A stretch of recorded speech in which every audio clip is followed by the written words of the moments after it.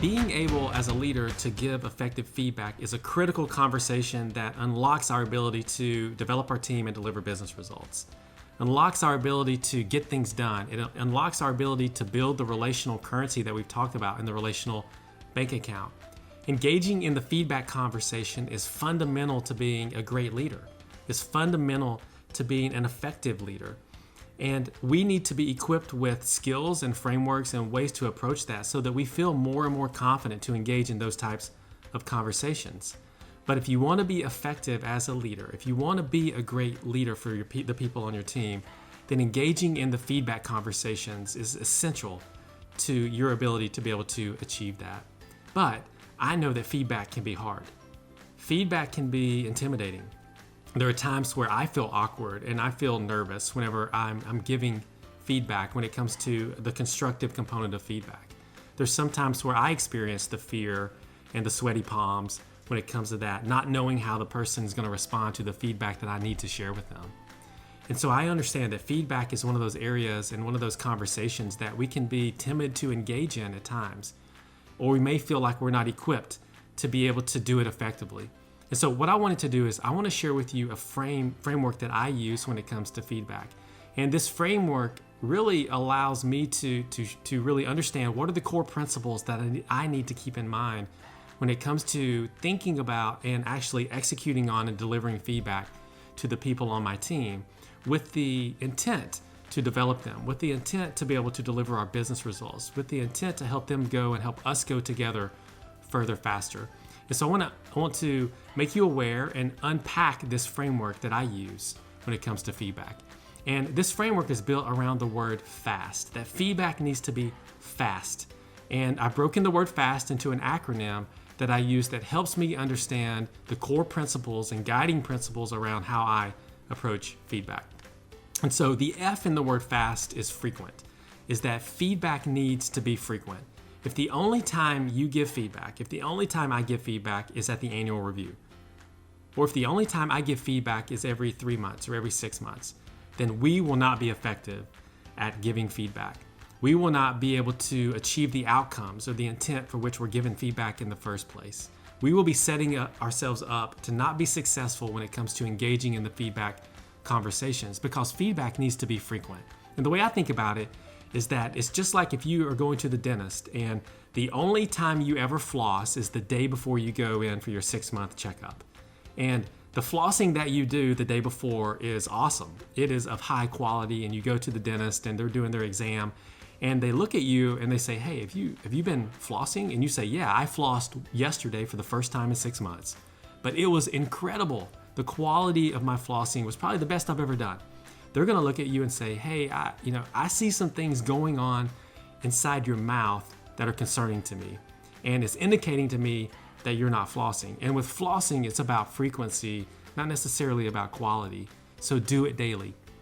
And that's the same thing with feedback, is that feedback, if you want to be effective, needs to be frequent. It needs to be part of the conversations that we're having organically with the people on our team. That's why in our one-on-one structure and template, we have feedback as a part of the one-on-one every week that we want to talk about, where we create a space to give and receive feedback. So at a maximum, the distance between feedback and opportunities is a week. And so we know that feedback needs to be frequent. So if you want to be effective at giving feedback, you need to be effective at giving it frequently. So the F is for frequent. The A is for accentuating the positive. Is that one of the core aspects of feedback is positive attention. And positive attention allows you to invest in that relationship bank account. And we need for the ratio between our positive attention and our constructive critique to be 4, 5, 6, 7 to 1 to be effective. And so we need to accentuate the positive. We need to be intentional to observe when our team, they're doing things the right way, or they're exceeding expectations, or they're performing at a level that we want to celebrate, we want to recognize. That there's behaviors that they are modeling that we want repeated, and so we want to recognize and reinforce and from a positive attention perspective, call those things out and call people up to continue to do those things. We want to observe people modeling the behaviors that we want to be the core tenets of our culture, and we want to recognize those behaviors. And so positive attention and giving that intentionally when it comes to feedback is critical if you want to be effective at being a good feedback giver. And so we need to accentuate the positive. So feedback needs to be frequent. We need to accentuate the positive. The S is feedback needs to be specific. And where I see leaders get in trouble is that their feedback remains general. Is that on the positive side, they say things like, hey, that was awesome, or hey, you're great at doing something. And it remains very general. And I think our people really appreciate that. They appreciate the recognition. But what is more powerful is whenever we are specific about the positive things we observed, that we are very specific to say, hey, on that customer call, whenever you introduced this solution in this way, I saw the customer come to life. I saw them understand the value that our team brings. And I think it was awesome that you did this specific thing on this call because it had a positive impact on the customer's engagement experience with us. Or whenever you delivered this project, these are 3 things that you did that really were awesome when it comes to the quality of what you delivered. But getting into the practice of being very specific when it comes to the positive attention that we give. But also on the other side, we need to be very specific when it comes to the constructive critique that we need to be giving the people on our teams.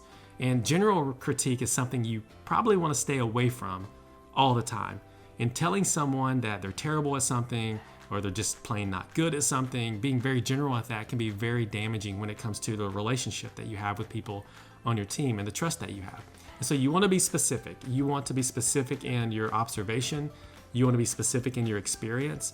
You want to be specific in the actions or behaviors or outcomes that you want to be adapted as a result of the feedback that you're giving. You want to be very specific. So feedback is frequent. We accentuate the positive, is specific.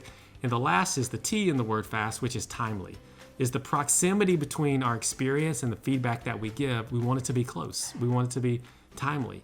If you wait 3 weeks, 4 weeks, a month, 2 months, 3 months, you can lose the effectiveness when it comes to giving feedback. And the people on your team may wonder, why didn't you share this with me when this happened, whether it's positive or constructive critique? And so we want the feedback to be timely. And that's why in our one-on-ones, again, we schedule time to be able to give and receive feedback so that we make sure that we're giving timely and receiving timely feedback close to the event happening. So it's fresh in our mind and it's fresh in the people's mind that we're sharing the feedback with. So feedback needs to be fast. It needs to be frequent. We need to accentuate the positive.